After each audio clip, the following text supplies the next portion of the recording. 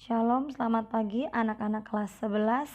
Bertemu dengan Mem Grace dalam pelajaran agama Kristen. Dan kali ini kita akan masuk di dalam bab ke-6, nilai-nilai dalam pernikahan. Sebelumnya Mem akan menyampaikan bahwa dalam bab 6 ini diharapkan peserta didik atau kalian semua akan memiliki kompetensi yang dapat menganalisis pentingnya nilai-nilai Kristiani dalam kehidupan keluarga dan pernikahan, dan juga dapat menghayati dan mewujudkan nilai-nilai Kristiani dalam kehidupan keluarga dan pernikahan yang tercermin dengan karakter menghormati orang tua, mengasihi dan mengutamakan keluarga, jujur, disiplin dan bertanggung jawab terhadap keluarga dan pernikahan. Baik, uraian materi yang akan kita sama-sama pelajari saat ini adalah yang pertama mengenai kekudusan dalam pernikahan, yang kedua mengenai membangun keluarga dalam kebenaran, yang ketiga kesetiaan dalam pernikahan, dan yang keempat kejujuran dalam pernikahan. Kita akan masuk dalam materi yang pertama, kekudusan dalam pernikahan.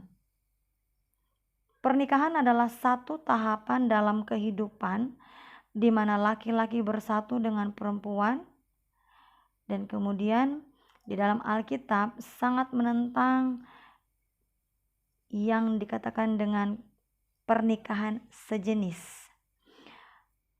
Pernikahan dikatakan kudus karena dilakukan di hadapan Allah yang Maha Kudus. Dalam kitab Perjanjian Lama menjelaskan bahwa menjaga kekudusan pernikahan di situ berarti memelihara, membangun rumah tangga dalam kesetiaan, kasih dan kejujuran. Anak-anak bisa lihat dalam kitab Imamat pasal 19 ayat yang kedua. Di situ Mem sudah mengutip, "Kuduslah kamu sebab aku Tuhan Allahmu adalah kudus." Perzinahan dalam bentuk apapun adalah kenajisan di hadapan Allah. Kekudusan menjadi syarat utama atau hal yang penting untuk mengalami berkat Tuhan, kebahagiaan dan penyertaan Tuhan dalam rumah tangga. Berikut kita akan masuk dalam poin kedua mengenai membangun keluarga dalam kebenaran.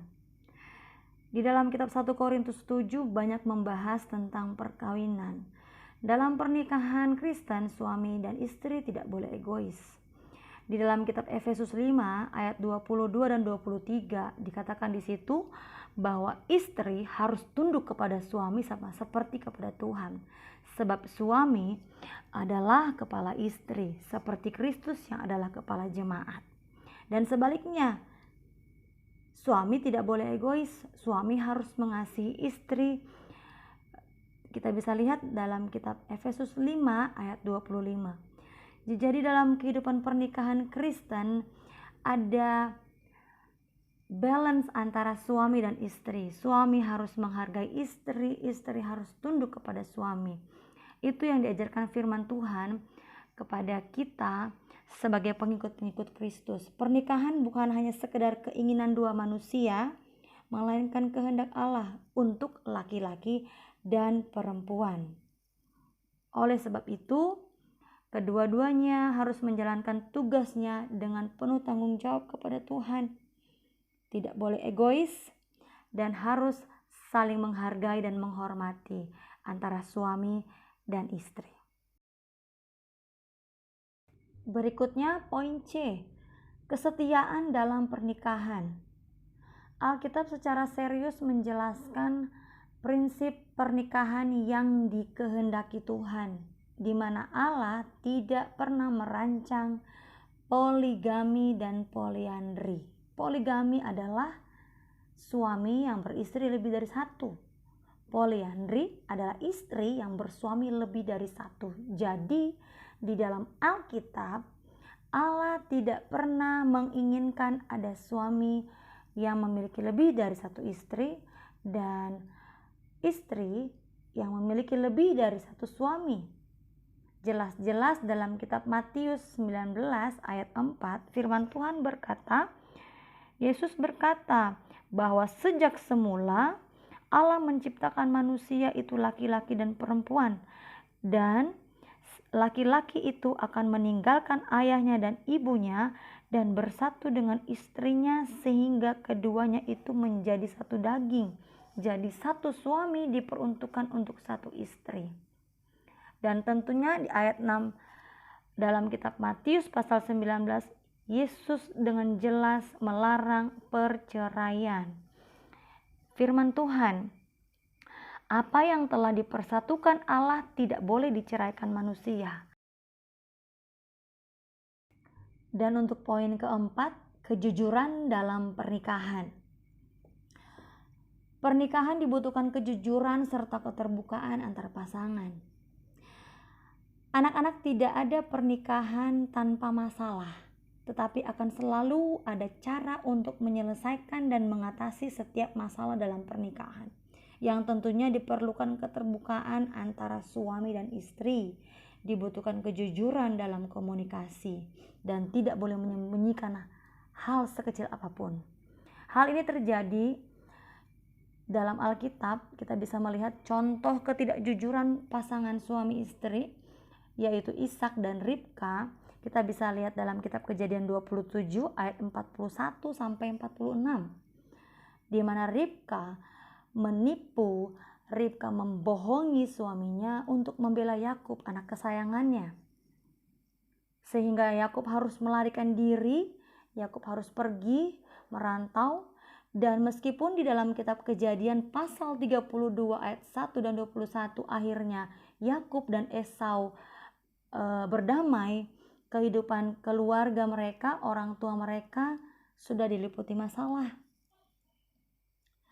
Peristiwa yang menyakitkan terjadi di tengah-tengah keluarga mereka. Hal ini diakibatkan karena ketidakjujuran dan ketidakterbukaan antara pasangan suami istri. Kita juga bisa melihat contoh berikutnya tentang Delila dan Samson dalam kitab Hakim-Hakim pasal 16. Dalam hal ini Delila mencoba untuk menipu, mencoba untuk mencari tahu kekurangan Samson, sampai pada akhirnya Samson kemudian lengah. Dan akhirnya Delila bisa menjebak Samson, dan kita bisa tahu bahwa akhirnya Samson harus mengalami kerugian yang besar.